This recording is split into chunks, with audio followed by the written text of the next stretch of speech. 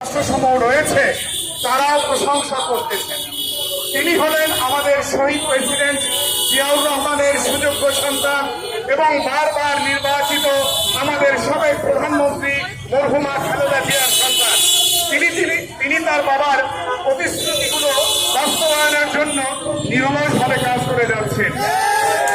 কিন্তু এর মধ্যে আমরা দেখতে পাচ্ছি কিছু কুচক্রী মহল উঠে পড়ে লেগেছে।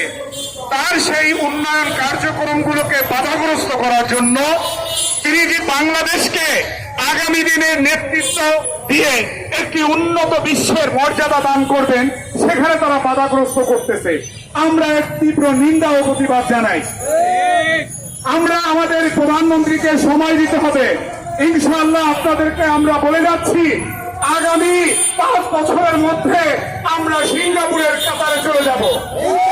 এই দেশ থেকে ক্ষুধা, দারিদ্র, বেকারত্ব এগুলো চিরমূলে তিনি দূর করে দিবেন।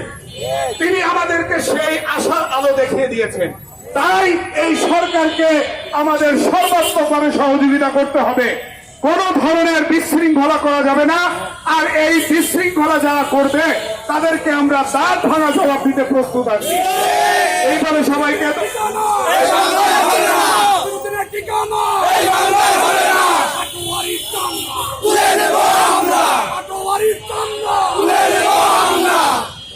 আমরা প্রায় 2000 ভাই শহীদ হয়েছেন, 30 লক্ষ মা বোন যারা আহত হয়েছেন।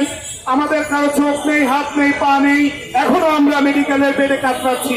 অতএব আপনাদের কাছে অনুরোধ করব যে আমাদের প্রধানমন্ত্রীকে কিভাবে রাষ্ট্র পরিচালনা করা যায় সেদিক থেকে সবাই স্বতঃস্ফূর্তভাবে সহযোগিতা করবেন, এই আশাবাদ ব্যক্ত করে সবাইকে সালাম জানিয়ে বিদায় নিচ্ছি।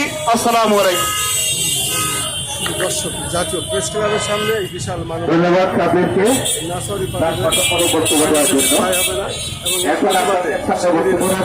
অস্ত্রধারী আপনারা জেলা কমিটির প্রতিবাদে সম্পাদক